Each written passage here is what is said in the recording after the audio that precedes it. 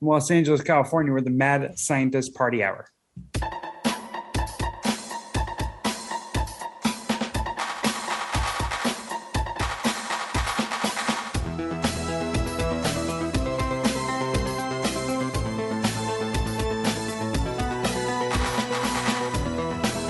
Hello there, friends! Welcome back to another episode of Mad Scientist Party Hour. My name's Kevin Kraft, joined once again by a man who has banished his pants and underwear and is currently using a magnifying glass to burn the plantar fasciitis off of his boner. That's Jeff Clark. Thank you. Thanks for the introduction. And beaming to us from the litter box of the Thundercats, the bearded, booger-eating piece of cat poo known as Shuddy Boy. Yo, I believe you mean New Thundera. New Thundera? Mm-hmm. What would you say, okay, so outside of He-Man, what do you think is the 80s property you're mostly a Shuddypedia of? Because I like to think that when you're not working, when you're not doing MSPH stuff, you're behind your computer with your volcano bag, eating some boogies, and going on the He-Man Wikipedia page and making corrections. Yep, actually, that's not factual. That's actually not true. Work has been so busy lately that when I'm not recording, I'm working, or I'm stoned on the recliner watching TV and de-stressing from a shitty work day. I haven't watched an episode of He-Man since in probably a month and a half. Well, I don't know. Did we ever get your thoughts on the second half of the Kevin Smith? Oh, I loved thingy? it. I loved it. Yeah. Yeah, I think we did. I know Dom and I covered it. I watched the first half and thought it was cool. I didn't have, anything to bitch about like some of the nerds on the internet. But, I don't know. I just never got around to watching the second. I still haven't watched any of fucking Ozark. I crushed Stranger Things, though. You should definitely finish part 2 of season 1 of He-Man and not finish part 2 of that garbage ass show. I disagree. I think Ozark, it definitely could have ended better, but it wasn't that terrible. And you as a completionist, Kevin, you should finish Ozark since you've called yourself a completionist hundreds of times on this podcast. Did you guys finish Stranger Things? I did. Yeah. And I'm 2 of the 3 episodes through The Boys, through the first release of The Boys. I haven't watched any of The Boys yet. That's for tonight. What did you guys think of Stranger Things? Am I jumping ahead? No. Let's fucking get right into it. I don't give a shit. I'm not afraid. I mean, Stranger Things. You know what? I caught myself. I was going to use a word that I probably shouldn't use describing a kid show. I mean, it's not a kid show, but it stars a lot of kids. He was going to say sexy. Oh, you son of a bitch. It makes him hard. You're going to feel really stupid when you hear this, Shuddy Boy. I was actually going to say bonerific, so don't you feel like a dummy. Yeah, because what I just said was so far off. I'm trying to find a Puminati approved term to express my love for this show. But it slaps. Yeah, that what a fucking great season, or part of a season, I guess. Would not, had we talked about this last week, I would not have shared that sentiment with you. Interesting. I thought the first 5.5 episodes of this season were pretty boring and pretty just all right. You didn't like the Freddy Krueger monster who turned out to be connected to Robert Englund? Because I was like 1 episode behind when we talked about it last week, and then the next episode they introduced Robert Englund. I was like, now I feel like a fucking dumbass for talking about, it's kind of Freddy Krueger-y. But the last episode and a half were fucking rad. Yeah, I'm very pleased with that. That's Stranger Things scratches a very specific itch and does it very well. I like the way that the annoying characters are not as present. And I like that there's a faction of older kids doing one investigation while the younger kids are doing something else. Yeah, it occupies space really well, or puts these guys like each actor, each character in like the right space where they can kind of flourish. It does And it that leaves well. weirdo Will Byers out in California Yeah, and not a where he fan of that belongs. character really. Oddly enough, Um, though, he's kind of the one who I would say has gotten the least amount of screen time since the beginning, right? Because Yeah. he was trapped. Him being trapped was the whole plot of the first one, so you barely saw him. I think they just find ways of keeping that kid off camera as much as possible. And then the kid who plays Jonathan looks like he's about 45 years old at this point. who's Jonathan? Will's older brother. Oh, the that's stoner. right. Yeah, The stoner? yeah. The one character in the entire Stranger Things story that I really don't like is Argyle. That Really? guy actually kind of like pisses me off when he's on screen. He is. They definitely brought him in for comic relief. Yeah, he's But this season's he is- Jar Jar Binks.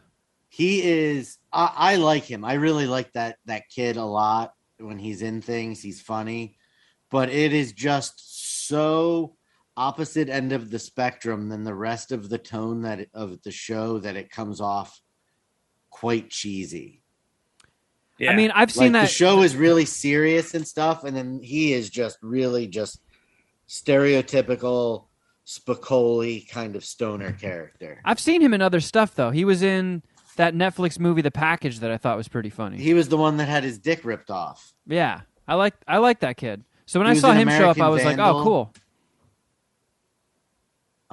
Yeah, he's funny. I have no problem with him. Maybe it's just me. Jeff hates No, him. I mean in general, I agree. He doesn't fit with the show, with the tone Yeah. of the show. Like I said, but I like the actor. But going in literally the exact opposite direction, I think kind of what makes Stranger Things great, or like what separates it from like a pretty good to really good show to a great show, is its ability to weave in new characters and do it well. Like I thought Eddie Munson was a cool character they introduced this Eddie season. Munson. Yeah. And like the basketball hardo, it's a little much sometimes, but I like that character. I like his involvement in the story. Yeah. It's Um, another like scumbag you have to keep an eye on.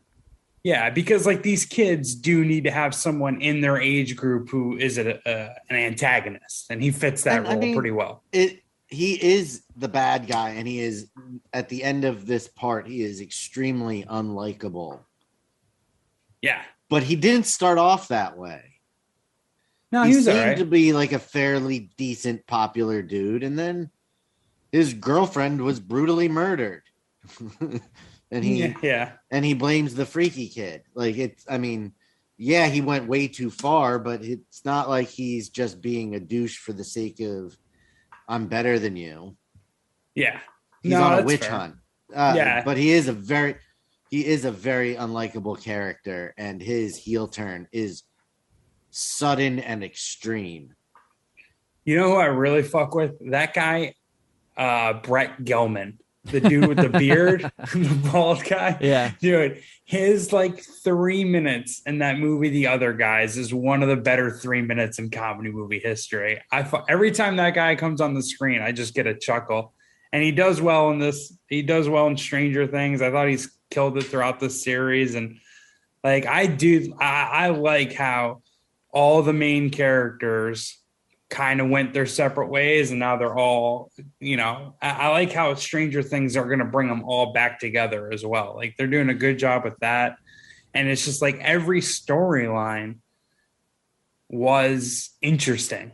Like I didn't lose me any. I wouldn't go to any one group and be like, yeah, we don't need that. It all works and it all adds up. It does it though, because it does the whole Joyce, Murray, and Hopper storyline is more absurd than anything that happened in any one of the seasons of Ozark.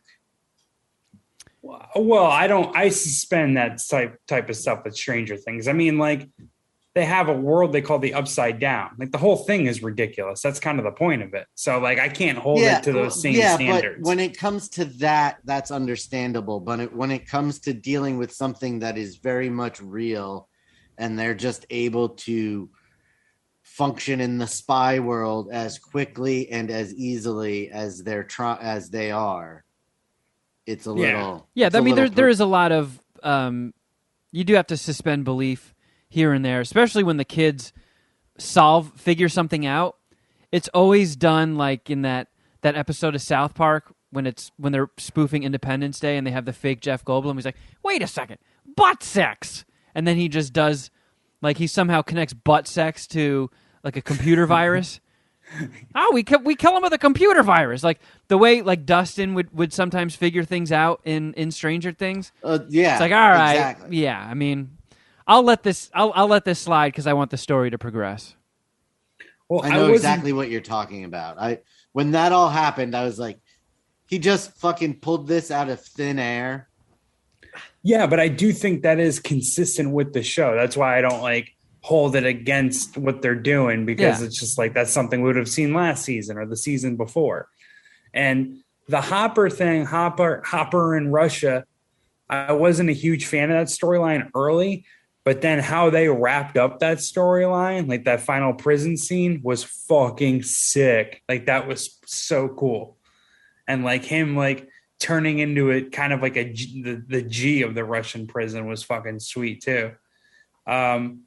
I don't know why this just jumped out to me though, but like I thought like the coolest, like there were so many like good action scenes in this season. I don't know if that's like more or less than usual Stranger Things season, but how about that fucking gun battle? Like that old cop, you know how the two maybe cops or FBI agents are like sitting there at whose house was it? Like to watch the kids. Yeah. I know what you're talking about. Whose house? Who it was Winona Ryder's house. He was watching Will. Yeah, had them in John house arrest effectively. Mike, right? And then like Mike? yeah. And then like the secret government agency, whoever, stormed the fucking like raided the house. And I actually thought that guy was gonna make it. Like that was sick. Like this motherfucker with a handgun is taking out like SWAT and with AR-15s. I was like, holy shit! Like it was like a Michael Jordan performance. Like, oh my god, he's gonna make it. Yeah, and I feel like the kills like this season was way darker, way more violent. The kills were more gruesome. I mean, just that's the way having a character like Argyle is so jarring. That's a good point. I think that's another reason he didn't fit, because of Kevin's point of like the kills. The kills were like it earlier. is a much darker show at this point than it was at first. And that might be why they introduced a Jar Jar Binks. They're like, man, we're fucking plucking people's eyebrows out and snapping their limbs around in midair and turning them into fucking human Rubik's cubes. Yeah, maybe we need a stoner Jar Jar Binks to just like slip on banana peels and shit his pants. What do you think of that character then?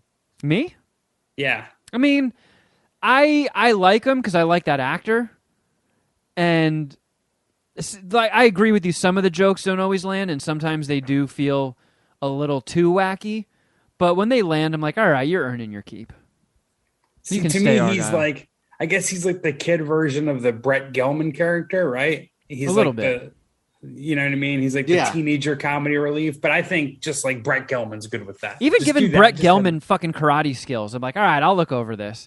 Like, I know they're setting it up by showing him in karate class and stuff, but like, I was in karate class. I can't fucking fight anybody. That shit's worthless.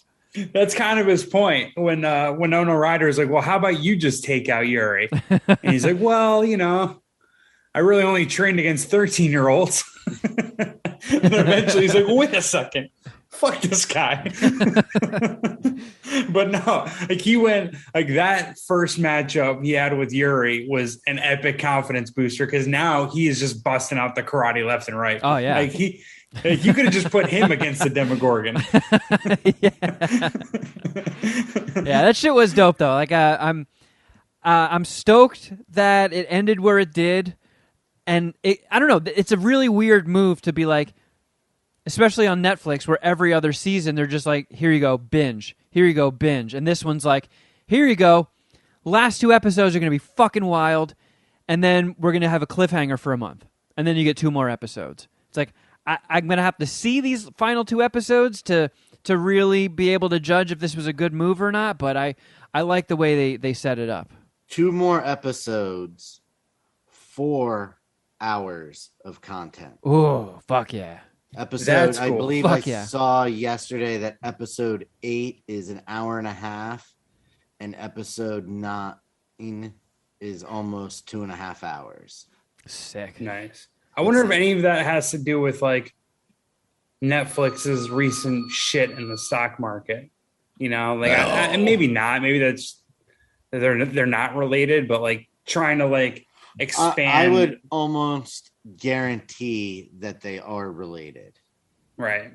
Because when you think about it, it's what they did with Ozark. It's, you know, they're doing this quite frequently with their own properties. And I think because if anybody wants to watch Stranger Things, they'll sign up, and they don't have Netflix. They'll sign up for their free trial, binge it when the new season comes out, and watch it straight through. And then when their trial's up, that's the end of it. And that's why I think this part 2 conveniently comes out 35 days after. Gotta be honest, that might be one of the smartest things you've ever said in the history of the Mad Scientist Party Hour.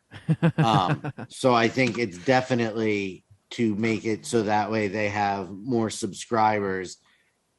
What month are we? June? Yep. Because you know what? Because the end of this month is the end of Q2. Quarterlies? Yeah. So then they'll have high subscriber numbers going out of the quarter. Well, I forget the instrument, but should we bet on this? Because my homie is a former stockbroker, and like you can make some serious gains by essentially day trading on like the day the quarterlies come out. Like, this is a pretty good theory. Like, do you think we can get like, I don't know, I guess like a little bit of money, maybe like a 20% increase if we hit a quarterly Netflix bet? I'm just addicted to gambling, and I think we got an angle here. Yeah, episode 8 is an hour and 25 minutes. Episode 9 is 2 hours and 30. Whew. I'm fucking ready. Dude, I can't wait. And then there's another season, right? Season 5. Have they already filmed that one? Does anyone know the status of that? I'm going to do that right now. I mean, they really missed the boat by leaving so much time in between seasons. Like, they let these kids get all old and awkward and weird looking. I mean, Will literally looks like he made a wish on the Zoltar machine and then just showed up to set one day as a 35-year-old man. Yeah. In the clothes of like a 13-year-old still. Yeah, it doesn't look that good. I hear you. It does feel believable as I'm watching it, but I hear what you're saying. I feel like for season 5, they're going to have to just introduce a time jump. So at least they look age appropriate.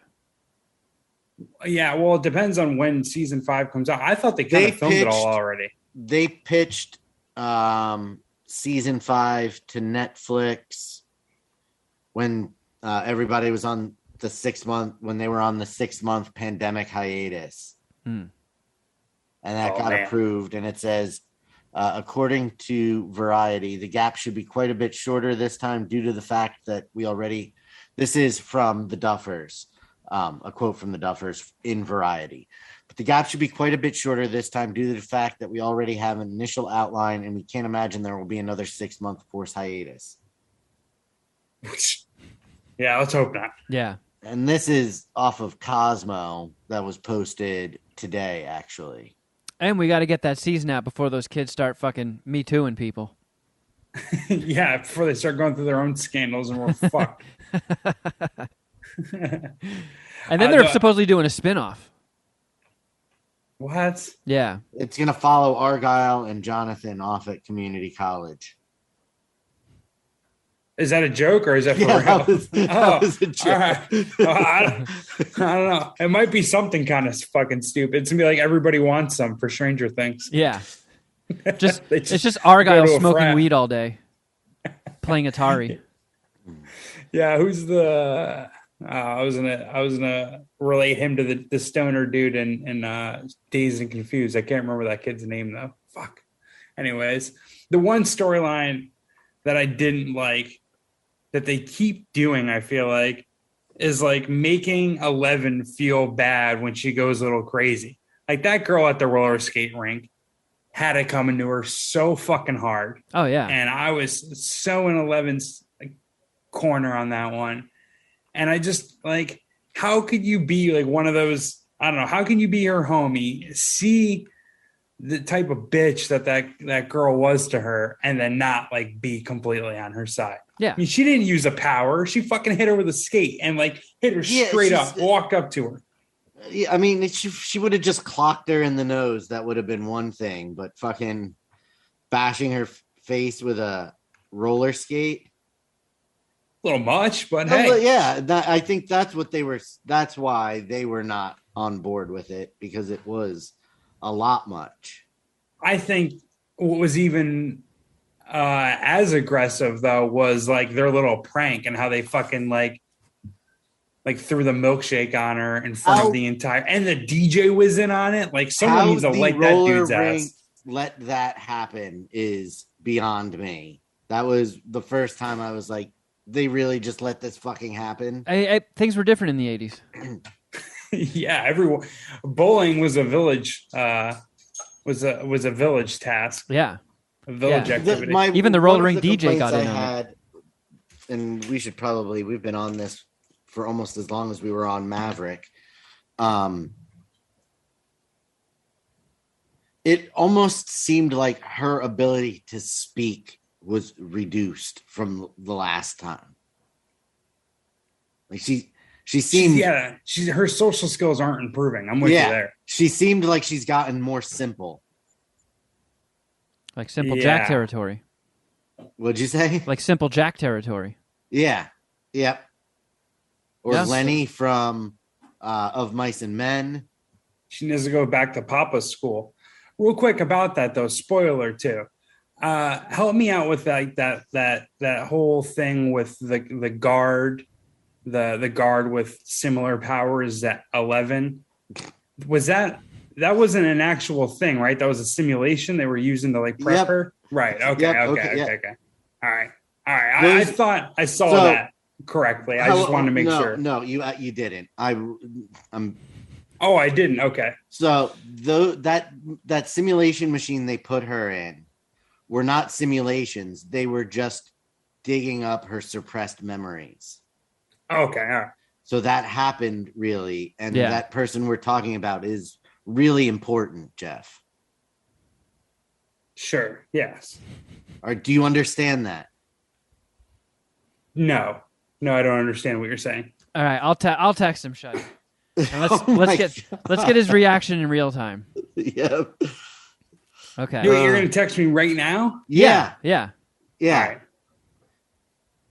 This is going to be a real revelation because I don't know what you're going to tell me. I know. I can't wait. I'm a little confused. I can't wait. This is going to put things in such a different light for you, I think.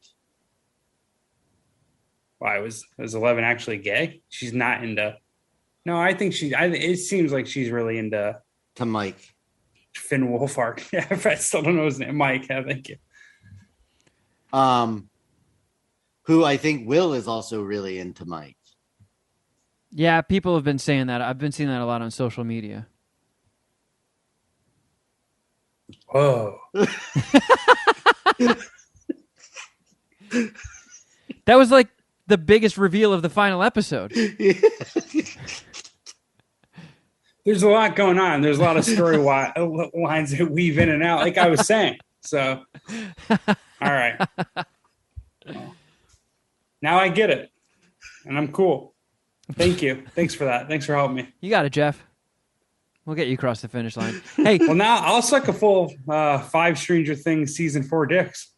Now that you understood what was happening. Yeah. It was really at 475, but now that I understand the full scope of the story. Yeah, yeah. Well, his whole background, and it's cool. Now that you're talking about dicks, Jeff, that did remind me. I thought of something since we last got together. What's up, bitch? It's time to find out what it would take for Jeff Clark to suck a dick. There's the fire. Yeah. The fire's in You guys Jeff's. hear that, huh? It's in Jeff's pants. All right, so Jeff, would you rather suck a dick or get peed on by 12 dudes at once? And you have to be on your knees, and they're all standing around you in a circle. Man. So it's all at once. It's Yeah. just a waterfall. Yeah, 12 different angles you're getting peed on, and one guy. I think I'll take that. One I think guy. I'll take that. One guy ate a lot of asparagus. That would definitely make it less enjoyable. But I think I would take that.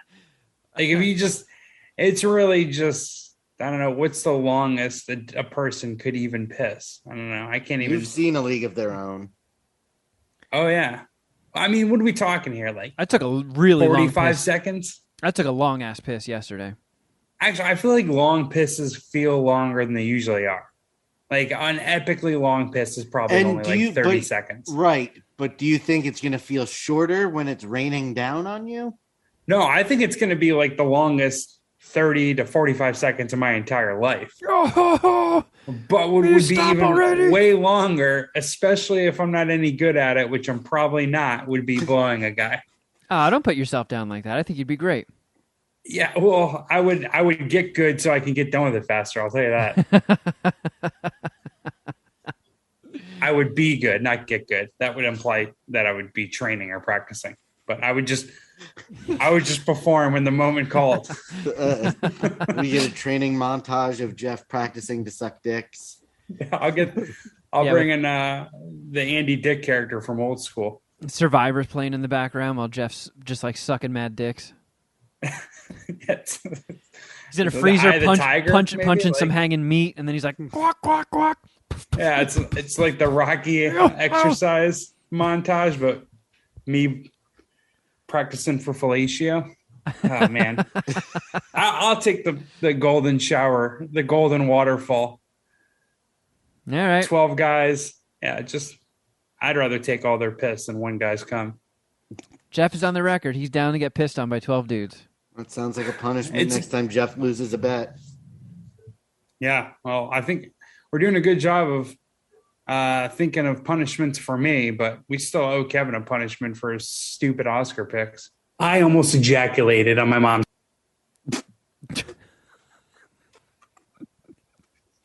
Wow. You keep lowering the bar. It's just terrible. Now you brought my mom into it. She doesn't deserve that.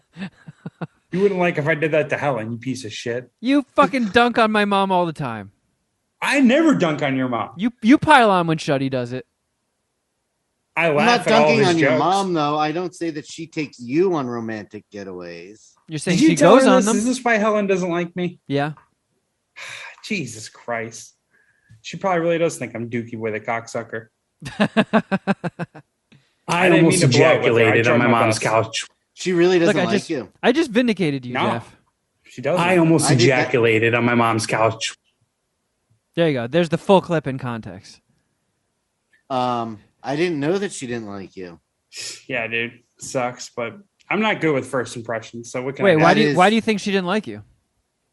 I mean, I can give Shuddy He my. texted him that he was a piece of shit. That's how. No, we didn't even get to the texting part. I want to give Shuddy my opinion or my rationale on why I think Helen doesn't like me. Okay. And then you can jump in after he gives his opinion. Sure. All right. So here, let me show you my math on this. So, Shuddy, we're out at Korean barbecue. Me, Kevin, Carl, Dusty, his girl, Kevin's stepbrother, and Helen. Right. I think that covers all of it. Not that that matters. The main people here are me, Kevin, and Helen. Kevin asked me after the dinner. I think it was like a Sunday. We got out like, what was it, 9:30, 10 o'clock we got done with dinner, something like that. It was pretty late.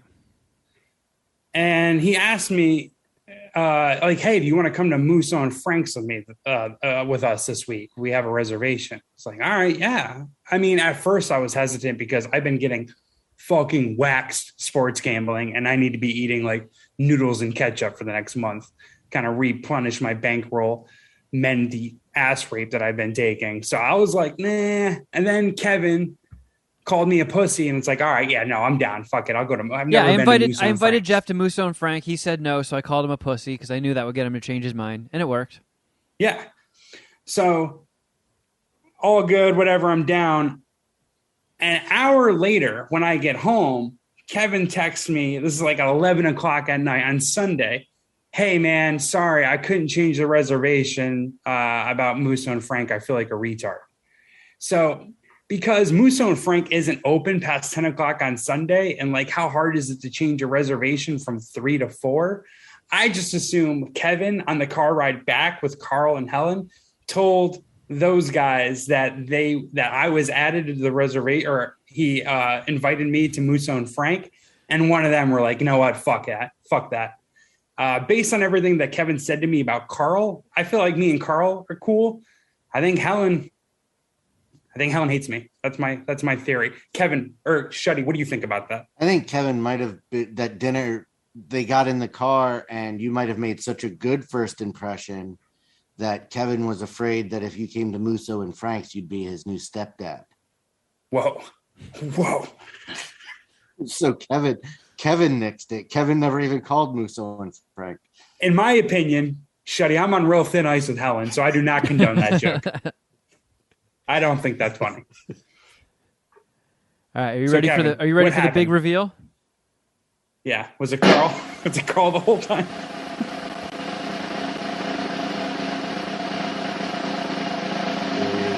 Are you playing something? I think I vaguely hear it. Yeah, there was a drum roll. Yeah, my mom hates you. Damn it. No, I'm kidding. Okay, this is how funny this whole thing has been. Carl was never going to Musso and Frank. She was going to the dinner the next night. So my mom was the one who tapped me and was like, hey, you should invite Jeff to go and get steaks with us. So I literally did get home, went online to try and change the reservation, and it pushed it till like the end of the night. Fair enough. All right. And my mom crashes out at like 9 o'clock. So yeah, it's not that hard adding a fourth to a 3, but a 3 to a 2 is different. 3 to 2, yeah. Yeah. Fair enough. Yeah. That adds up. That's the missing part. I always thought Carl was going. So I was like, wait, no, you can't just get me a fucking chair at the 3? Like, what are you talking about? What kind of table is this? A fucking triangle? Yeah, we were sitting at the elite pyramid table. Yeah. For Puminati and Illuminati. Yeah, it's only for fucking David Geffen, Leonardo DiCaprio, and Jack Nicholson. But no, my mom liked you. She thought you were funny. She did say, man, Jeff really likes to stir up shit, huh? And I'm like, oh, yeah. Yeah, I'm kind of a ball buster. But she knew. I gave her a heads up. And my whole fucking family's a bunch of ball busters, so. That eases my concern. Yeah. Because I was like, wait a second. I was invited an hour ago. How did I get uninvited? Even the fucking steakhouse has been closed. What do you mean? No reservations. We didn't get to talk about this last week, but is your Twitter account still hacked? No. And someone, I think Ginger, because I told people on Slack, like, yo, don't respond to a DM that I got because my Twitter was hacked. Wait, Slack still exists? Yeah, we still do Slack. It's not very active. I'm not active at it at all. Oh, I thought we nuked all that shit after the big... No, Discord got nuked. Oh, and everybody slithered back went back to Slack. Yeah, a bunch of people are grandfathered in on Slack, and they just kind of fired up that channel, and I didn't think of a reason I didn't want to shut it down, so I didn't. So yeah, what happened with your Twitter hacking? Did you? So let me just ask first. Did you have a very guessable Twitter password? No, I clicked the link. I believe is what it was when I hacked into it. No, dude, it's got weird capitalization throughout it. It's got different characters. My Twitter or my password strength is pretty solid, I would say. Okay. No, I clicked a link. So I was sent this link. And here's my excuse. Part of my excuse. I was obviously high and I had like a million different tabs up and running. You know what I mean? I was doing my sports betting writing shit. So I was looking at a bunch of stats, looking at a bunch of different things. And this old NBA columnist who I really like, his name is Peter Vesey. And he sent you a link to a Michael B. Jordan dong slip? No, I gotta see that. He sent me a link to like sign a petition to stop child rape. And I clicked on it and just like got like an email or a notification from somewhere saying that like, yeah, your Twitter email has been changed. Your Twitter password's been changed. Like I was locked out on my Twitter, and the same message that I clicked on that I sent was sent to a bunch of other people on my Twitter. So you fell for some old school like AIM shit. Yeah. It was the biggest sucker move ever. Very embarrassing. Chode, did you just get ghosted? I just saw something fall off your shelf. I mean, lots of things just fell off the shelf. I don't think it was. I'm not going to say ghost. I don't know. Balanced precariously, but that might be a message from the Upside Down. A Keldor and a Squeeze all just hit the deck. That's somebody from the Upside Down is sending you a message. Where's Draven? The Upside Down. That's in Stranger Things, right? That's like a thing in Stranger. No, I'm just kidding. I'm gonna text you. I'm gonna text you the answer to that. Yeah. Text me the meaning of Upside Down. I don't really get that joke. What were we talking about? Last attack even exploded.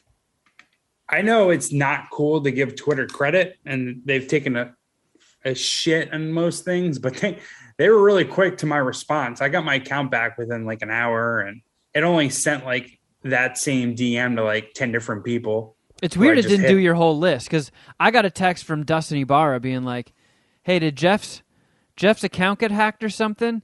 And I was like, yes, do not click whatever link you got sent. And he was like, okay, cool. That's what I thought, but I wanted to make sure first. Yeah. It just sent people that were verified that are following me a message. And it just, I think I got access to it before I got to you, I would assume. And also, aside from Dustin, it was mostly like sports journalists that follow me, we each follow. Excuse me. Wait, how do I say that? We follow each other is what I meant. Yeah, there you go. Excuse me. There you go. Sorry.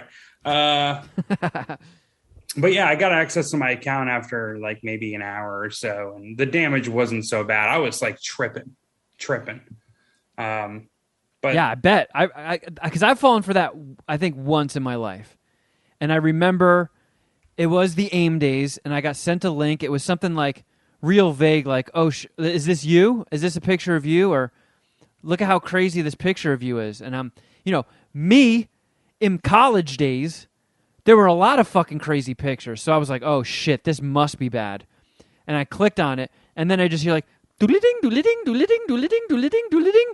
And this link getting sent to every fucking person on my list. And I was like, no!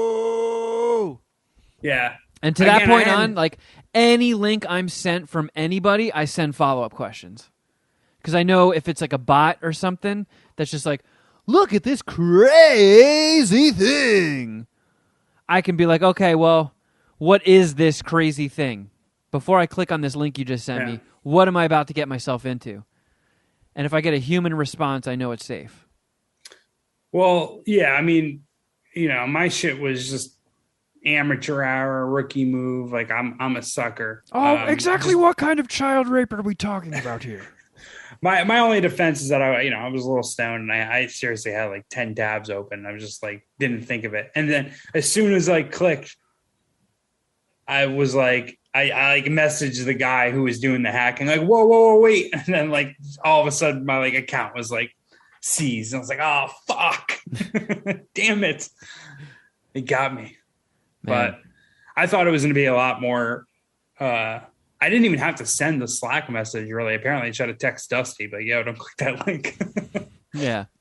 But I thought it was going to be a much bigger problem than it turned out to be. So, man, I wasn't getting much of a response from Chode. I'm guessing, Chode, it was late and you were drunk or sleeping, but that fucking food experience that I got when I took my mom to that restaurant, that Barton G place. Oh yeah. Dude. No, you sent that while we were trying to figure out how to get you to watch MasterChef, didn't you? I think I was sending it in real time as stuff came out.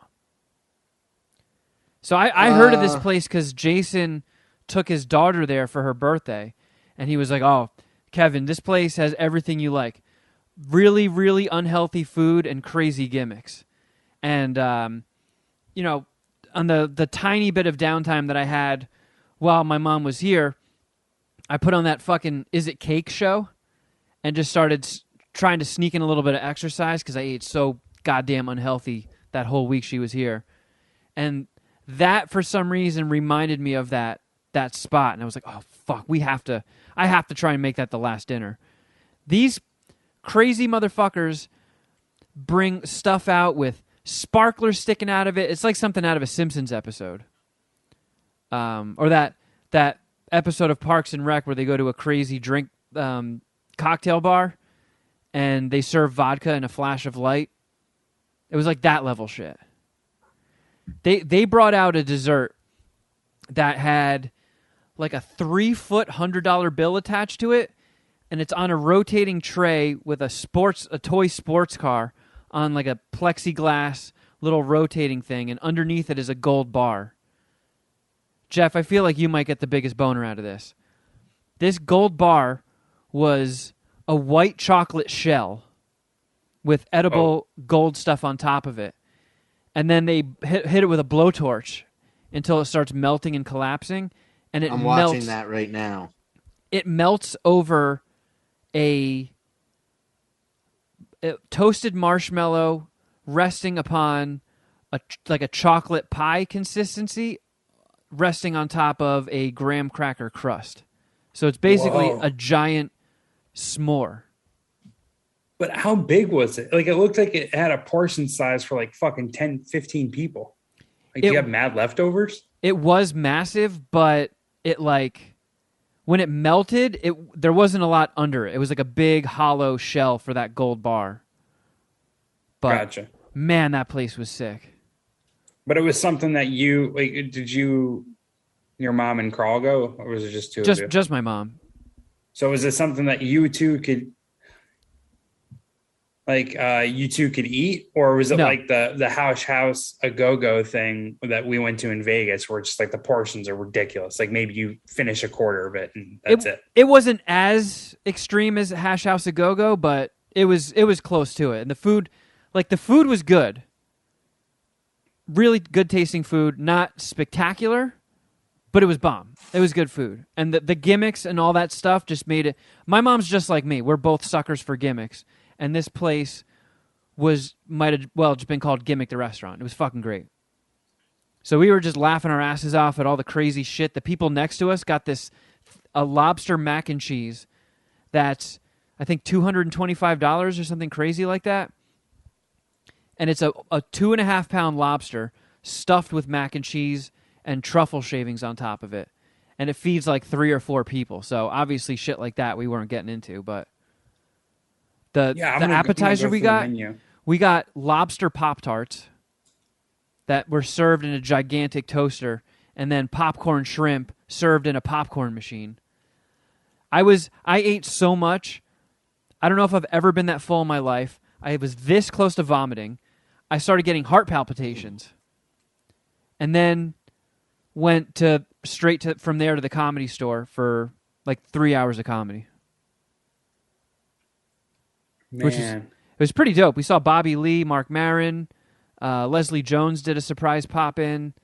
Who else? Jeff Ross. Wait, what else? Hold on. What else did you get as a entree? Or did you just do appetizers? No, we did the entrees too. Like, my mom was torn between some fish thing and then a seafood pasta. And I told her I would get the seafood pasta so she could try both. I wasn't all that interested in it. But man, I took like 3 bites of that thing and I already felt the stuff that I ate as an appetizer turning into poop and trying to sneak out my butt. All right. I mean, the lobster Pop-Tarts look so bomb. Maine lobster, Gruyere, I don't even know if I'm saying it right, an herbed Mornay sauce baked in a flaky phyllo pastry, Tabasco hollandaise. Holy shit. Does look pretty pricey, but like, I don't know. Also looks sick and pretty fun. Yeah. I'm kind of jealous. Yeah, it was rad. Maybe next time Chode comes out, we can have like a Puminati feast there. I'm down. I'm down too. Chode, when are you going to make an appearance back out to California? I think it's going to be sometime in 22.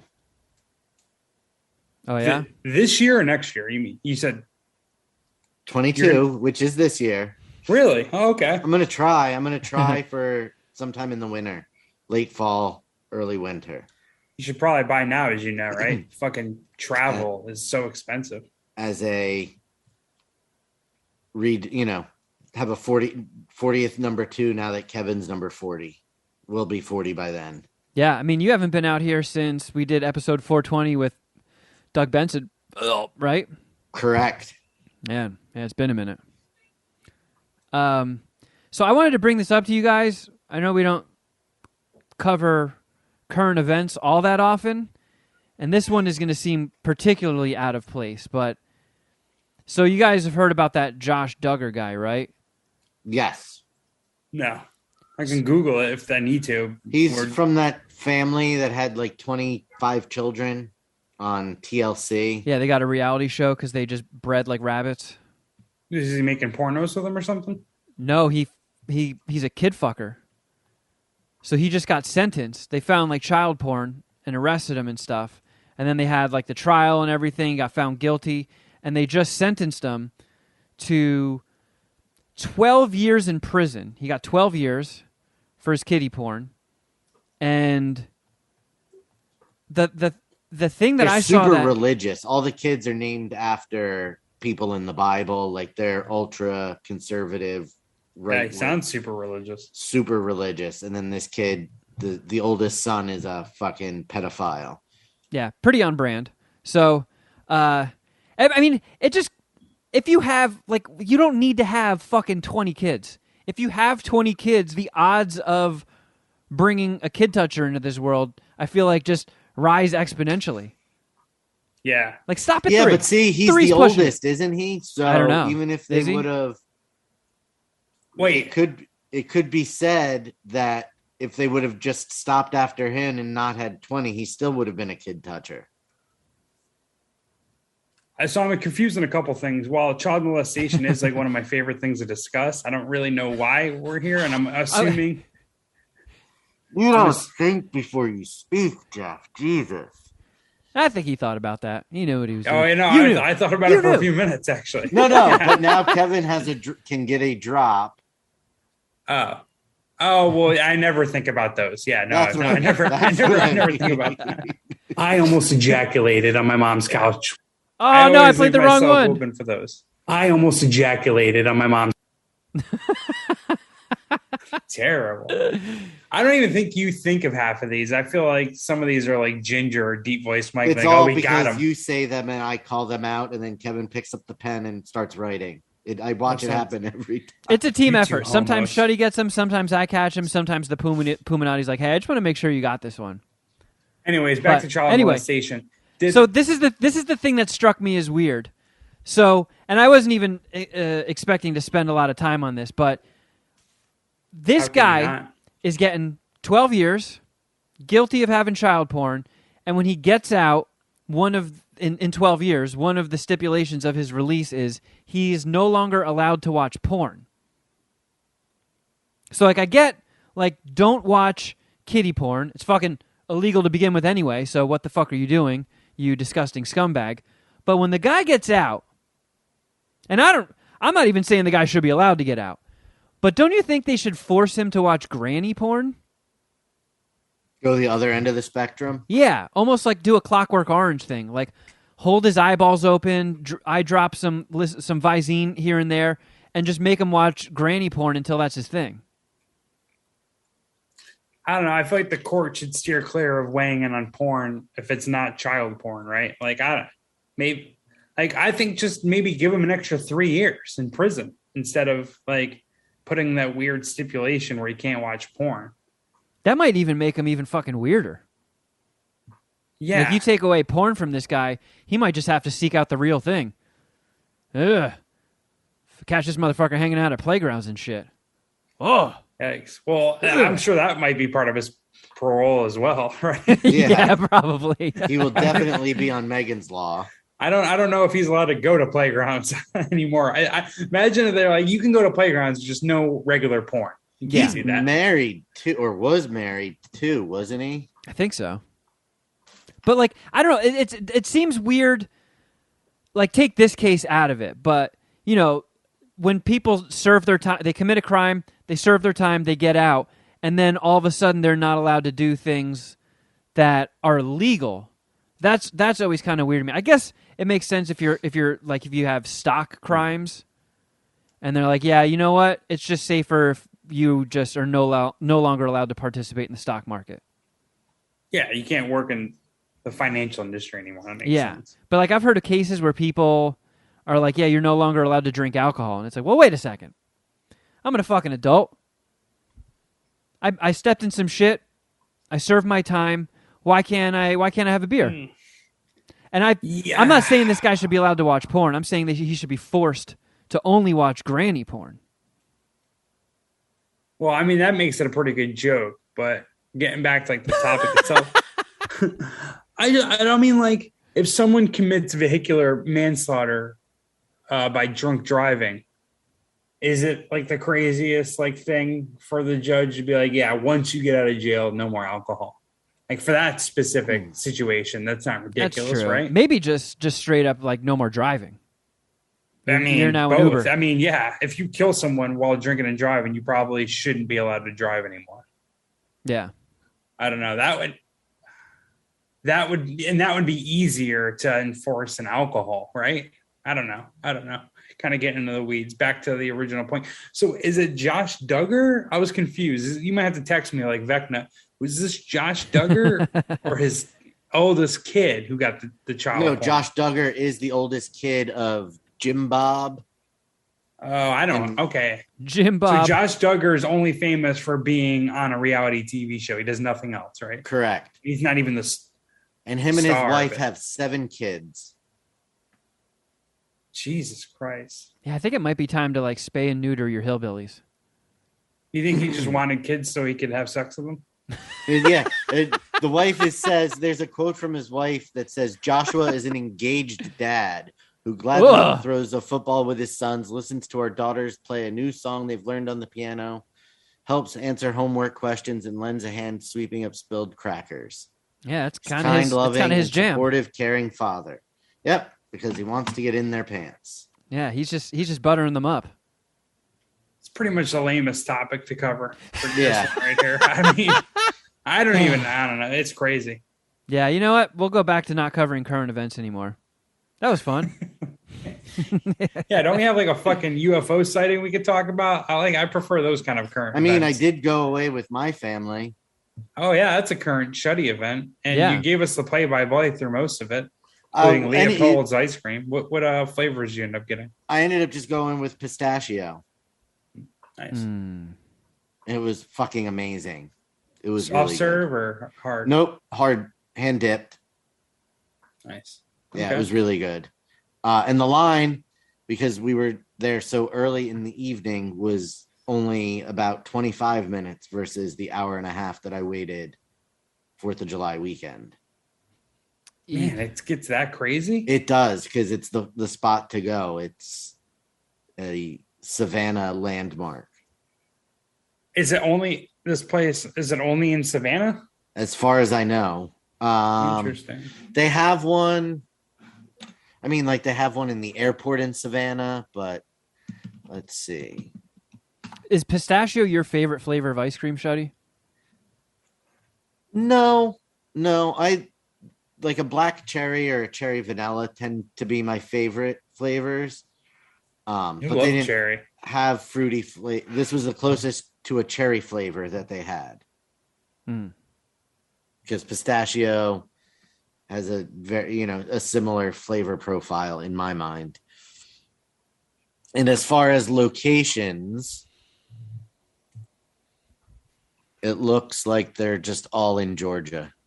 Yeah, there's the one on Broughton Street where I went, and then the one in the airport.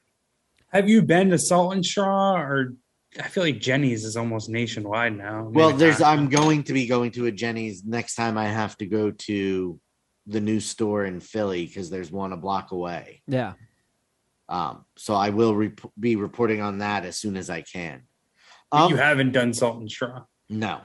Okay. The only purchase I've ever made at Salt and Straw was shipping it to Kevin. All right. Overall, it was a reasonably stressless trip. There were some things at the beginning that were fun to deal with, and I was tweeting about them. I got put in charge of leading the way all the way to Savannah in the car caravan, and would forget my father was following me at times, and I'd look down and I was doing 95 miles an hour. Did you get blacked out drunk and threaten to walk back to Pennsylvania? Yeah, get fucking out of here. It wasn't drunk. Uh-oh. And I wasn't even in the house for 10 minutes before I was like, you know what? I think I'm just going to go home. Because my mother literally sold this as the house we rented has enough rooms for everyone. Uh-oh. Did you get couched? No. Draven took the couch. But yeah, it was like, you know what? I'm just not going to deal with, if it's going to be like this the whole week, I just might as well go home because I'm here for a good time. Here to party in Savannah. Yeah. How was Sharon's risky business weekend?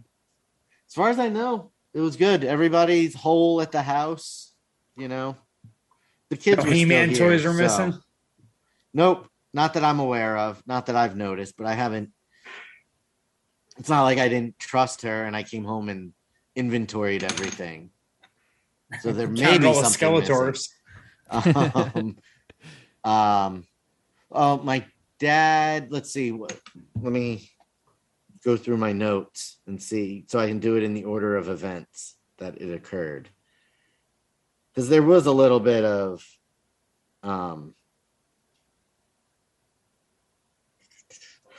we played Uno on the first night and my mom was wasted and could barely speak English. How was your Spanish with Uno? What? Nothing.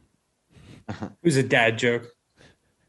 And at the end, she put down her cards after losing and looked at everybody and very seriously said, I could have been a contender. Sounds like how I feel about Queef or No Queef season 1.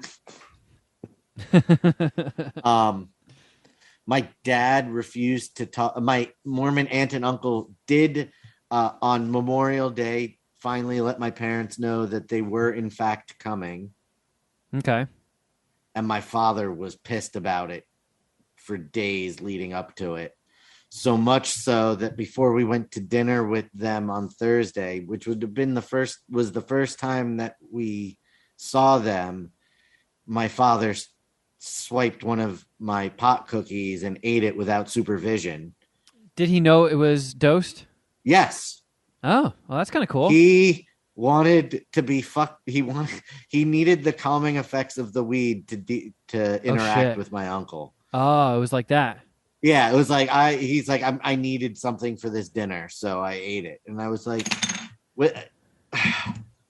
This is gonna." That was 1,000 milligrams. It's not that, but if this goes, I had already accidentally overdosed one of the children in front of my mother the night before. Oh my goodness! Before dinner, by letting them eat too much cookie, that I did not want my father being fucking sloppy at dinner. Or him just having like one of those 2 stone moments where he's like, Papa Shut, he's like, oh God, you know what it just occurred to me? One day I'm going to die. No! He did have one of the, well, first of all, he ate it just before we left, We get to dinner, and no sooner do we sit down than I get a text from him because he only ate half a cookie that says, I should have eaten a whole one. Oh, shit. And I said that my response back to him was, it's only been 20 minutes. We'll talk about this in a half hour. Oh, shit. We'll see how you feel then. And about 20 minutes later, my mom was talking to me that we were it was a bar. So it was a little loud. So I leaned in to talk, like my dad was sitting between me and her. So I just leaned over so I wasn't screaming. And my dad did one of those, I got too close to him and he like startled himself back and his eyes got really big. Like I knew exactly what happened. Like he was too stoned in that moment. And my mother did it. Like, I'm like, oh my God, mom's going to know. Like, this is my fault. She didn't even fucking notice You're gonna blow her cover. because she was wasted. Also, so much so that they paid for dinner. And when my Mormon aunt and uncle found out, they protested and tried to also pay. And my mother's response to them was, you guys buy the next round of drinks. Yeah. Oh shit. Put You're your not tithings drinking towards with our us, but you have alcohol. to pay for us to all have alcohol. That seems fair. That's a kind of a Right? flex. It's kind of a Godfather flex. It was, my sister and I were sitting between everybody trying to keep the peace, and then my mother's throwing daggers like that. Yeah. It's like that Scorsese movie Silence. Your mom just like throws the cross at their feet and here, all right, that's fine. All you have to do is step on this cross. Denounce your God. That might be one of the few Scorsese films I've never even seen. When did it come out? Hasn't it? 2016 maybe? Recently? 2016-ish? Oh yeah, very recent. I've never seen that one. That's a tough one. Woo! Yeah, you don't walk out of that movie feeling all chipper. All right. So you managed to go through the trip relatively unscathed. No drag out beat down brawls. No, my sister was a little cunty at times. Sorry. Did you tell her that? Sorry, Gary. Don't tell her I said that. Oh shit! Gary's got your fucking number. You're now in debt to Gary. She has Gary. enjoyed living so far away from my mother. Yeah. So having my mom around for 4 days, being herself, got on my sister's nerves a little bit. Yeah. And then I'm having to be the mature adult child and smooth things over and tell Robin to stop being mean to my mom and tell my mom to stop overreacting and let Robin live her life. I didn't like the maturity level on this vacation. My parents made me pay for groceries. Hey, Like this I is was an bullshit. actual adult. I'm the one that watches He-Man. Why do I have to be mature? But I did add to the collection while in Georgia. Oh, so God. that was fun. I got Confederate flag battle cat. Nope. Blast attacks, squeeze, and battle fist. Got Proud Boy Ram Man. Segregation Skeletor.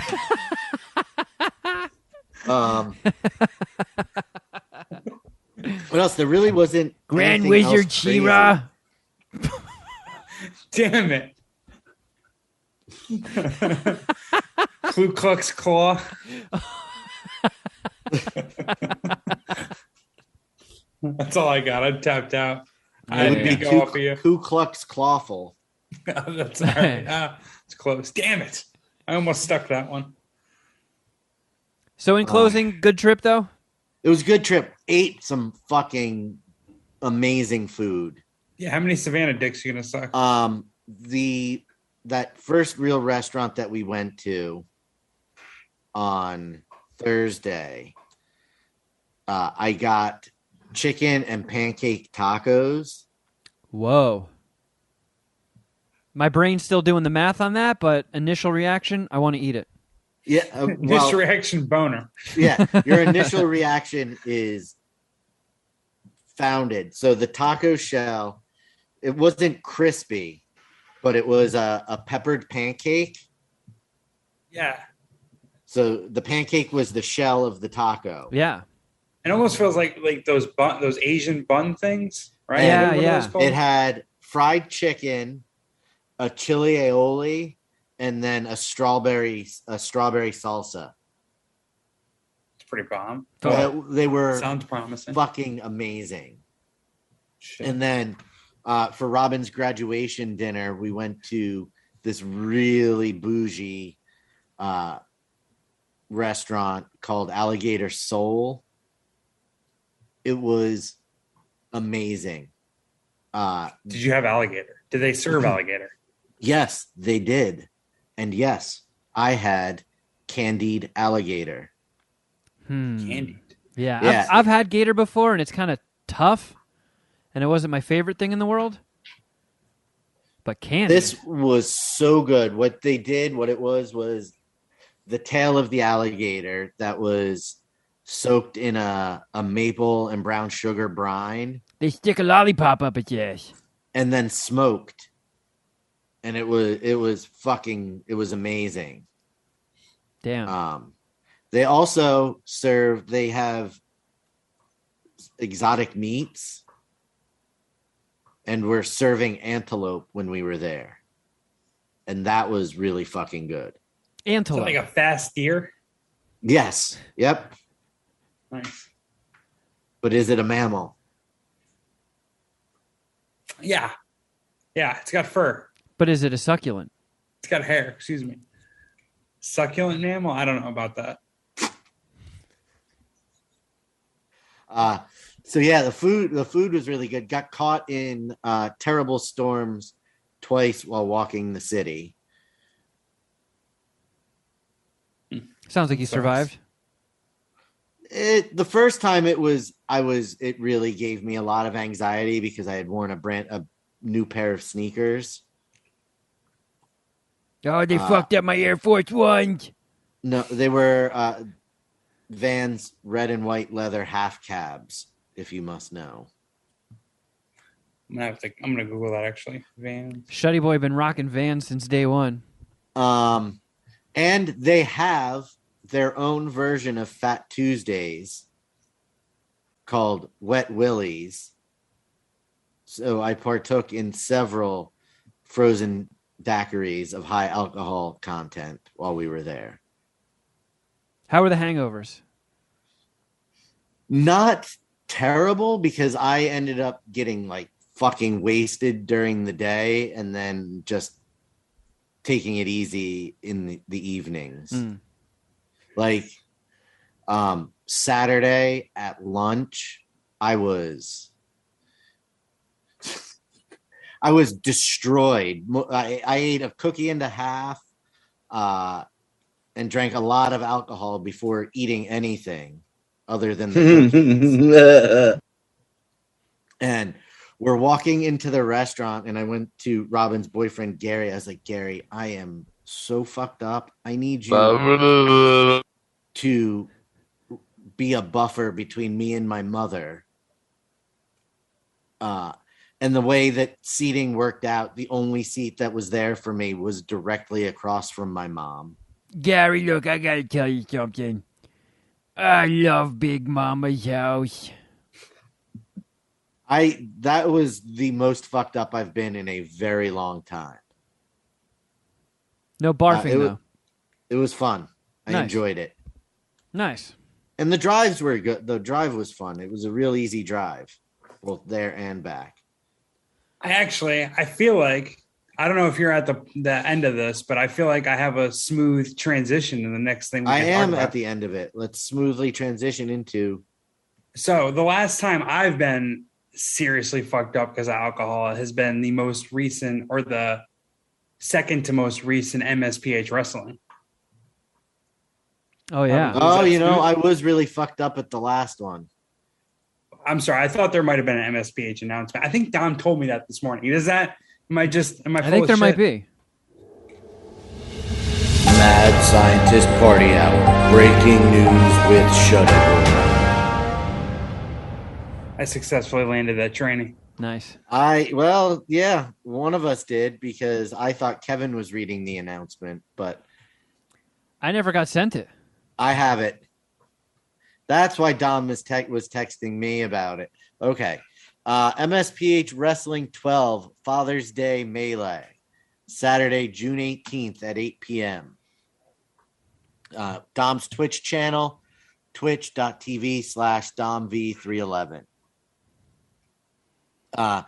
New signees to the MSPH Wrestling roster is the Folk Monster from The Legend of Boggy Creek. Oh my God. We're getting like, I feel like MSPH Wrestling has become Funko Pops. It's just the deepest cuts possible now. And Twisted Texan has re-signed with MSPH Wrestling after a long contract dispute. He complained about not getting paid as much as people like the Dragon Jeff Clark, Clowny Hair, and Red Rage, but management sat down with him and hashed things out. He's now getting paid appropriately and even gets a guaranteed title shot in his new contract. Oh, shit. He's coming after Jeff. Steel cage match Jewy. for the MSPH Canadian Championship. Shitman Fart versus Twisted Texan. There's his championship. Which championship? Canadian. He actually likes Canada, so that might be versus Psychological versus the current champion, who, as we all know, is the $11 trillion man. It's fucking bullshit. Fucking bullshit. went up from Poop Sign Valley up to Canada to win their fucking I title. caught a fade already with a Grape Street nigga, my nigga, for the right cause. And I wasn't even supposed to do that. Graduated. Then there's an 8-man tornado tag team elimination match for the MSPH Tag Team Championship.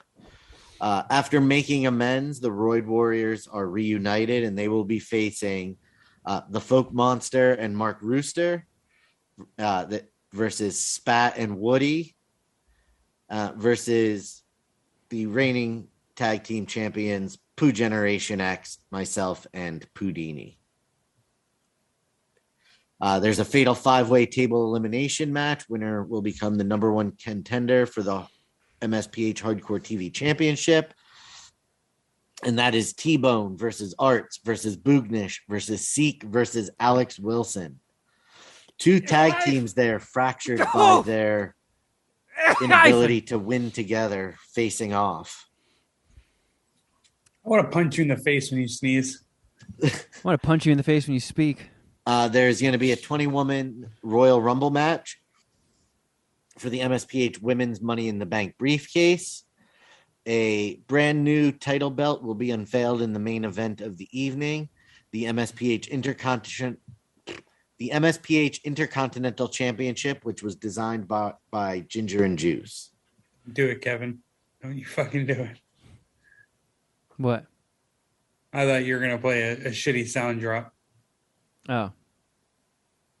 There you go. Fair enough. Is that it? No, then there's I'm so confused. Then there's a fatal 4-way ladder match for the inaugural MSPH Intercontinental Championship. I don't know. Cool Beans Kevin Kraft versus Shuddy Boy versus the Dragon Jeff Clark versus Dominator. Oh, wow. Oh, my God. The management in a fucking 4-way ladder match. Well, he's just mostly the manager, but you know, we're the figureheads. The 2022 Hall of Fame inductee is going to be Skeletor. And side note, if Jeff Clark wins and becomes the first ever Intercontinental Champion, he will join Skeletor, the Bat Dad, and Clowny Hair in MSPH Wrestling Hall of Fame. Oh, the pressure. This will be his, and these next 2 words are in bold. This will be his last chance to prove he has what it takes to become immortalized. Oh, God! Current power rankings for MSPH Wrestling. Oh, no. Number 10, Alex Wilson. Number 9, the Dragon, Jeff Clark. It's not Hall of Fame caliber. Number 8, Voice of God, Mike. Number 7, Blaine Voorhees. He's the number 1 contender for the Hardcore TV Championship. Number 1, Kevin Kraft. Tied for number 6, Jen T and Vanessa Feline Mob. Oh, they're not tied. They're a tag team. Jen T and Vanessa Feline Mob. Number 5, moving up 3 spots from number 8, Mexican Thanos Gorilla Jaw. Here's up an awesome 5 spots MSPH from get number up. 9 at number 4 is the $11 trillion man. On God. Y'all bitches are stupid. Number 3, Pooh Generation X. Human fecal Number matter. 2, Pooping Kathy. Oh, wow. wow. And up 4 spots from number 5 in the number 1 spot as the... Oh, I did forget something about my trip. We'll have to go back to that because it's relevant as this is... Number 1 is an attempted murderer. So he's the hardest person in MSPH wrestling, and that is the hot dog. Yeah.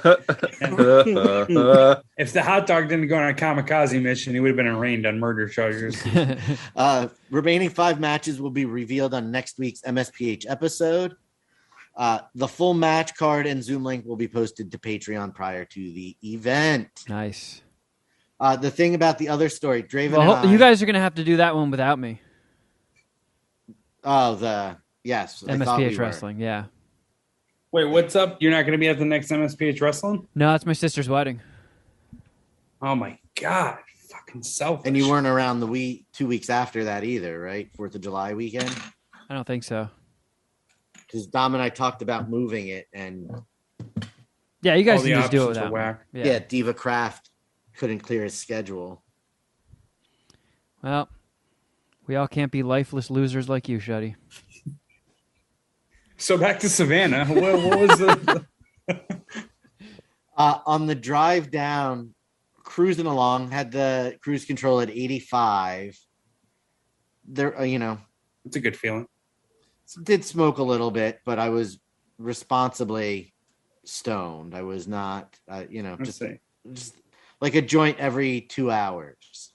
Yeah, just to ease the tension, not even to get just high. just to stay calm. Yeah, and cruising along, and next thing I know, there's a plunk on the windshield, and I glance over in front of Draven, and I see what appeared to be a bird flipping over the car.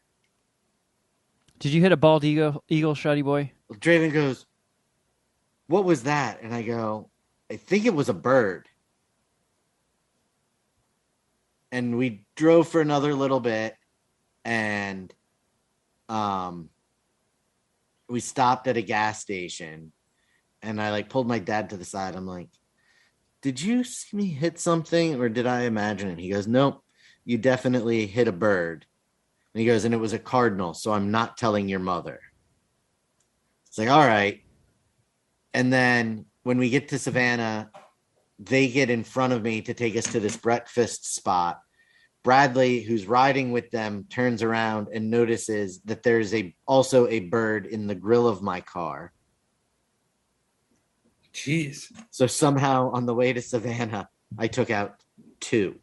You're a murderer. Jesus Christ, Shuddy boy. You're like the hot dog, who's the number 1 ranked wrestler in MSPH Wrestling. Damn. Yeah. Are you trying to get us canceled by PETA? Yeah, we can't. Yeah. Shit, I should have told that story behind the pay. I should have teased it as a paywall story. My only regret is that I wasn't a bunch of geese. Mm-hmm. That's a good point. You would have passionately murdered those geese. With No, your car. I actually wouldn't have. There is a gaggle of geese that live near one of the stores for work, and I did stop the one day to let the mama and her goslings cross the street. I'm all talk when it comes to eradicating that scourge from the planet Earth. Yeah, you had your chance at genocide, and you let it slide. Yep. A genocide, if you will. I did go see another movie this weekend. Bob's Burgers. Yeah, it'll be quick. Did you really see it? Yeah. I was joking. No, I did. Was it fun? I mean, okay, so I'm not a Bob's Burgers guy. Okay. Carl is very much into Bob's Burgers. All right. What did Carl think of it? She's kind of like with Bob's Burgers how I am with like The Simpsons or The Office, where I've seen every episode so many times I can put them on at any point in time and I'm still laughing at it. And she puts on Bob's Burgers a lot, so I've seen episodes and I don't hate it. It just doesn't really do much for me. I love Bob's Burgers. Bob's Burgers is on the very short list of things I can't watch up in the bedroom at bedtime. Why? Because Sharon doesn't like them? Hates it. I don't know what it is. It might be I don't like the fact that all those motherfuckers are so chinless. Like, give these fucking guys chins. It weirds me out. They look like earthworms. They have no shoulders and they have no chins, and it makes me uncomfortable. But the show is clever. You know, I can appreciate that it's clever and well written, and it's very consistent with the jokes. Again, I'm not a hater. I'm not talking shit. It's just not my thing. But I drag her to so many fucking movies that she doesn't want to see that it was my idea. I was like, let's go see Bob's Burgers. And she was like, oh, fuck, I completely forgot that came out. And I don't think it was very long. So I was like, I can sit through it. It's like watching 3 episodes. That's fine. And it wasn't bad. What I liked that they did with it is they didn't, anytime they take a TV show, a network, half-hour comedy cartoon especially, a lot of the times when they transition those into the big screen, the one thing they always do is the animation is always super crazy, overdone, slick, which was the case here. They always insert a bunch of songs, which they did here. And they always seem to like send them out into space, or they travel time, or they do something just fucking completely crazy.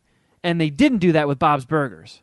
It was basically just them trying to raise enough money to save the business from getting repossessed by the bank. And then a whole bunch of silly stuff happens, but a lot of it takes place in the burger place or right next door at that pier, which I checked with Carl. I'm like, do they do the pier thing a lot on the TV show? And she's like, oh yeah, all the time. Wonder Wharf. Yeah, so the whole thing was contained to the Wonder Wharf and the restaurant, and I was like, I like that. I give them points for not feeling the need to blast the Belcher family. Correct. To like blast them into outer space or send them to another dimension or get all Rick and Morty with it. They kept it loyal to Bob's Burgers, from what I can gather. And it had its moments. It was funny. It moved along briskly. But again, Bob's Burgers is not exactly my thing, so it's like a 3.25 dicker for me. Carl, on the other hand, gave it a 9 out of 10 on the Carl score. Whoa. So I feel like Bob's Burgers fans, and I looked on Letterboxd, our friend Alex Wilson, who's a big Bob's Burgers fan, gave it a 5 dicker. Okay, so it's basically an hour and 45-minute long Bob's Burgers episode. Yes. That they didn't really try reinventing the wheel or go crazy with it. Yep, they stuck with what works. So there you go. That was my concern with it, is that it was going to tarnish the show, because that is one that I like to regularly watch from the beginning. Well, I have a feeling you're going to dig it then. Just nobody will go see it with me. Fuck them. Go by yourself. You can be like Robert De Niro in the movie in Cape Fear. Just get like a big bucket of popcorn, light a big fat cigar, kick your feet up on the chair in front of you, and every time there's a joke, imagine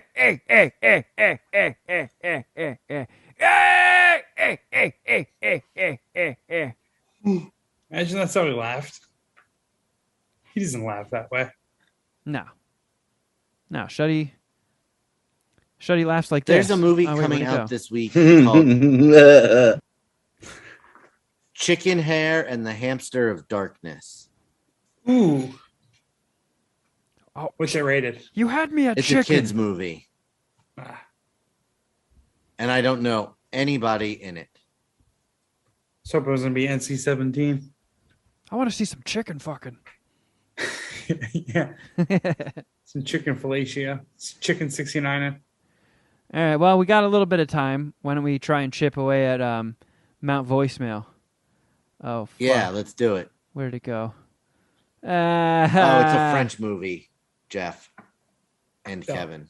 No interest. Voicemails, yay! Found it, guys. I fucking found it. Okay. Where were we? Here we go. Oh, God damn it! Hey, Mad Scientist Party Hour. Jeff from San Pedro here. Hey, guys. Kevin, man, I hate to break the news to you about onions, man. Yeah, you've been eating some, you don't even know it, at Benihana. Not even in the fried rice. The brown sauce is onion-based. The dipping sauce is onion-based. I know this because I made it. And I have a copycat recipe, and that's why it's chunky. It's onions and ginger and soy and garlic, but it's mainly onions. So your ass fucking loves onions. You don't even fucking know it. Quit being a bitch, eat an onion, and you love that shit, bro. I would know say you that do. he does love We all know onions, you and love he onions. does know it. He just won't Fucking onion admit lover. it to anybody. Well, sorry. Bye. Sorry your voicemail got cut off by Shuddy with his violent outburst. Yeah, I could barely hear Jeff in the background. Like, is he still speaking? Yeah. Did the translator the transcriber pick up what he said? You know you love that, bro. You know you do. We all know you love onions. You fucking onion lover. Yeah.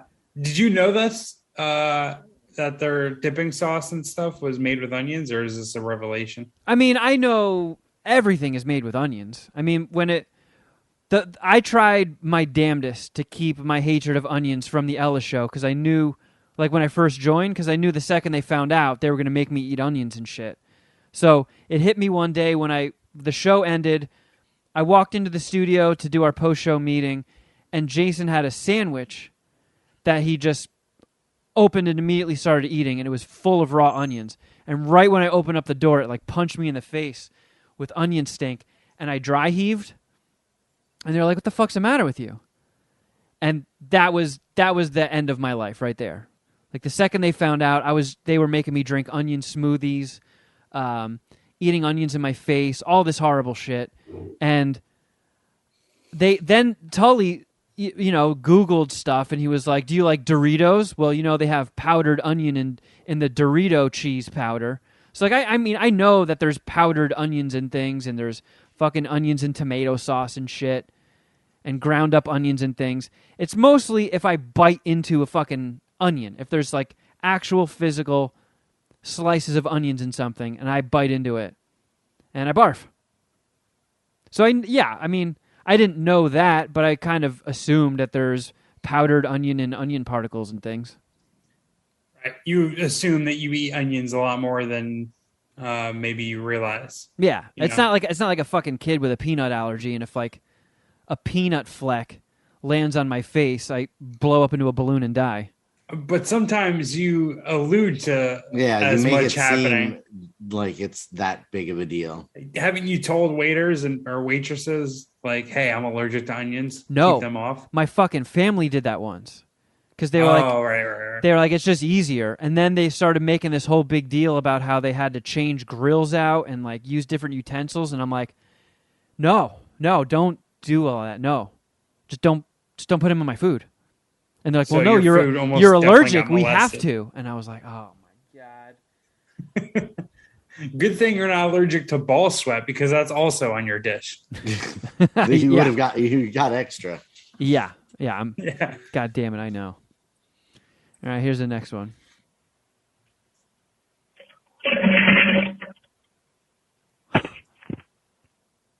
Oh my God. That was a very violent poop, I think. Yeah, that was a machine gun poop. That was either Called that a crazy World War diarrhea or somebody called into the voice line and fell down the stairs before they could start talking. Text me the was that pooping Kathy? You think? I don't know. Text me the area code. Or I'm look looking- up the area Have code. Yeah, I'm looking it up right now. Didn't have her trademark sign off.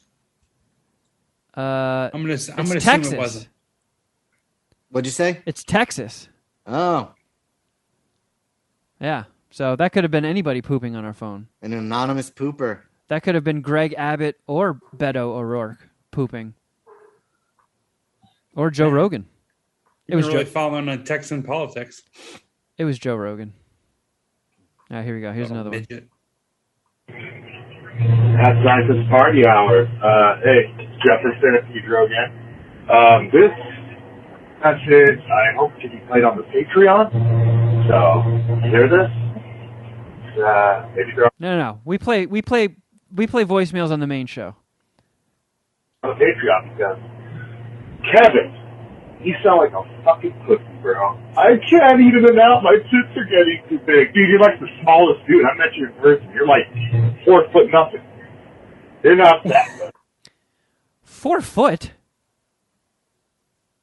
I mean, you are like Joe Rogan size. Yeah, you are diminutive in stature. I think I'm taller than both of you. In presence, you're a little guy. Oh, okay. Yeah, that makes sense. I don't think you're tall. Are you taller than me? How I feel tall are like we're you? the same exact height. How tall are Like you? 5'10", 5'11". I'm 5'9", and I think we're the same height. No, I'm taller than you. Nah. Actually, no. I No, saw on well- your driver's license you're 5'8". No, fuck you. Fuck you. No, I'm definitely 5'10" on my driver's license, and I think they're shortchanging me an inch. I'm 5'10" on my driver's license too, but I'm pretty sure I'm 5'9". Well, they rounded up for you, and they rounded down for me. So And I can't believe you broke tradition with poor Jeff. Not wanting to go in and out on recording day. What the hell, dude? That's got to be something that you can't break. That's tradition. Don't do that. Go back to In-N-Out. Put your damn Chicago pizza or whatever back in the freezer and go to In-N-Out. Have your double-double. Get little mama a little doggy burger. And, yeah, stop breaking tradition. Quit being a pussy. You look fine. Enjoy. All right, guys. All right. I think tradition. It's not tradition. It happened like 3 times. I consecutive think times. that makes it a tradition. I think that's the very definition of it. yeah. Well, let's How look many it up. times do things have to occur at the same time for it to be considered a tradition? Well, if the textbook definition of tradition, the transmission of customs or beliefs from generation to generation. So our kids need to go to In-N-Out together for it to be a tradition. Yeah. We just happen to go to In-N-Out 3 times. I think that is taking the definition too literally and not using it in the common vernacular. Well, that's your thing, Shuddy. Yeah. Actually, that's the definition of a tradition. You are a stickler for details, Shuddy. As much as I want to agree with you here, he makes a good point. But I never argue anything that is anything in the common lexicon by its much older definition. Yeah. I mean, more simply put, Kevin does make a lot of stupid arguments. I like how Jeff's bitching that he ate pizza. Well, I'm not bitching. Oh, well, wait a second. The voicemail person is named Jeff as well. You're talking about him, that's not me, right? No, I was talking about you. I haven't bitched about that in, I don't know, like a week or so. So I don't know. If get we're, off my if back. we're going on traditions, it might be Jeff might be a traditional name for pussies.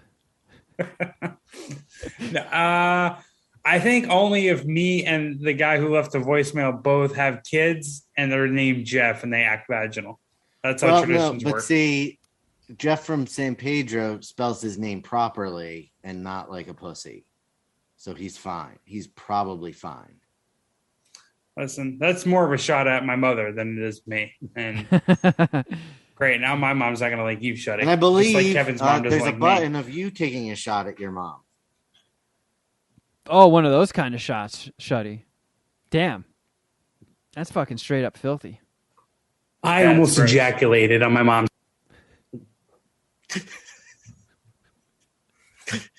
I don't even remember the last part of that sentence. Couch. That's not that much better. Jeez. Now I'm really curious about the first part of that sentence, or just the overall point that I was trying to make. I think it's safe to assume it had something to do with food. Yeah. Yeah, maybe it was while I was eating Chinese. I did almost nut. Yeah, I know exactly what was being discussed now. I love shrimp toast. What can you say? Oh, is that what it was? Oh, fucking shrimp toast, bro! Oh, Fried shrimp. Yeah, exactly. Yeah, let's do one more.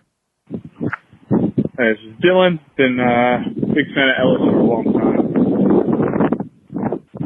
Kevin's Oh my always God. been one of my favorites. Started He's getting going into skiing. MSPH once you guys got canceled, and now I'm full blown obsessed.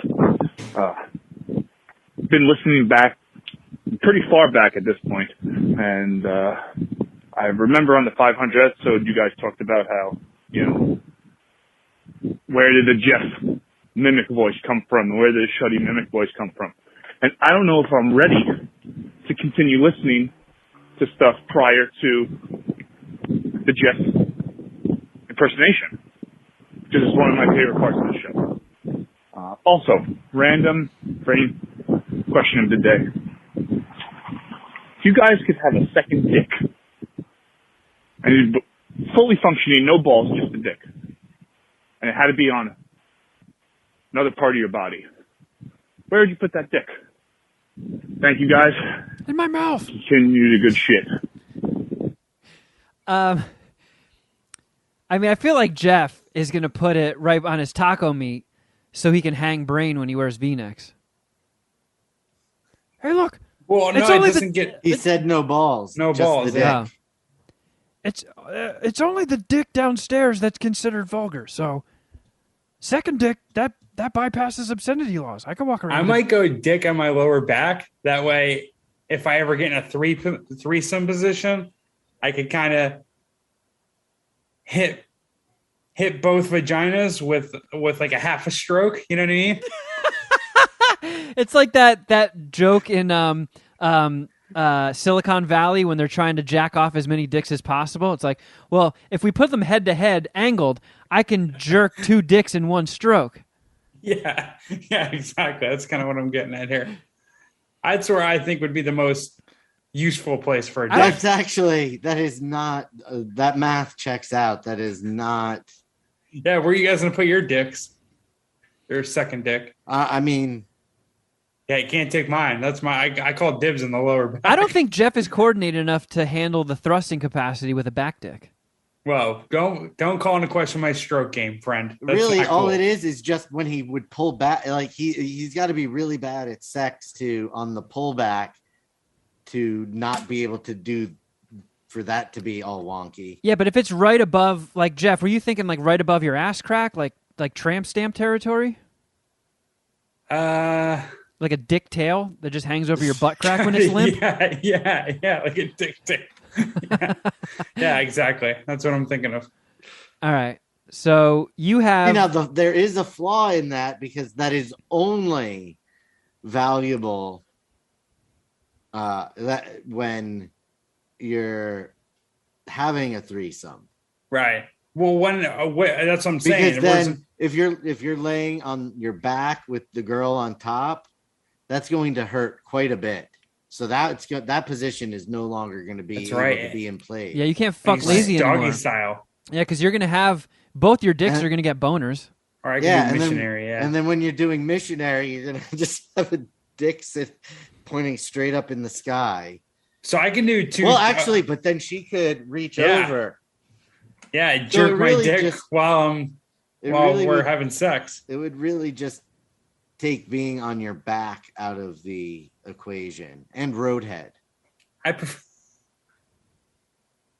Yeah. Well, okay. So I wonder how much like independence each dick has. Like, could one dick not get a boner, or do they both get boners? Sure I think they're both locked in. I mean, you would think the same part of the brain that would trigger one would also trigger the other. It's not going to be where you like your two dicks are into different things. Well, if I have two dicks, I have to have two tubes, right? I mean, like two. Yeah, but like if the way you were describing about using it functionally, like you stick it on your back, and then you on your pull-out game, you're thrusting into another girl who, by the way, is going to have to be in a really weird position for that to work. But like it'll be like a football, like hiking the ball, right? She's gonna have to stand like that. Like she'll have to. I'm thinking they're all on. She'll have to stand over They're both Jeff on all fours. So if you're pumping, you do it. Go ahead, do what you're gonna do. You got an ass dick like that. For her to get on it, she's gonna have to be standing like this, or be like hanging off the counter. This is sexual. This is a really good random brain question. Yeah, I think for me, I'm just gonna put my second dick is gonna be on the end of my first dick, and I'm just gonna have super dick. Damn it! That's a better answer than mine. Oh man, that's good. Mine would replace my belly button. Yeah. I was thinking about that too. With your belly button.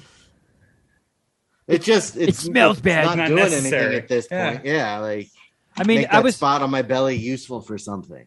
Like if I was a single guy, I could be in threesome territory or bringing multiple chicks in. But Chode and I are both in committed relationships, so the belly button is not cool. The belly button is gonna kind of has to be the way to go. Because, while you're boning, you could jack off your bonus dick. Because girls, when they're getting boned, they can, rub their clits, and they get bonus satisfaction, and then we get a bonus dick. So while one dick is having sex, you just jerk that dick off, and it's like super sex. Wow, sir, did we answer your random brain question? I think we should leave this one here. I think we nailed it. I think we covered all the bases here. And just to cover his original question, Chode voice has been around for a while. Forever. It's before the podcast, probably. I mean, was anybody doing the Chode voice to you before Kutztown? Dom's mother has always done it to me. Wow, I've never heard Mrs. VD's Chode voice before. She's got to be the OG, right? Her going, Rich. Like it's basically like what you do. I just want to see Dom's mom dunk on you and go, Chode, Chode, Chode. I'm sure Dom could make that happen. Sick. Oh, all right, everybody. There you go. There's your 2 hours of poops and farts for the week. I hope you've enjoyed your time as much as we have. And if you need more, if that wasn't enough to quell your fix, please head on over to patreon.com/MadScientistPartyHour and sign up for our Patreon. You get the bonus podcast we do every week. And we are right at the beginning of Crafter Jeff Chode Edition. That's going up weekly. And then on the $10 tier, you get all the bonus stuff. You get the video podcasts of Patreon.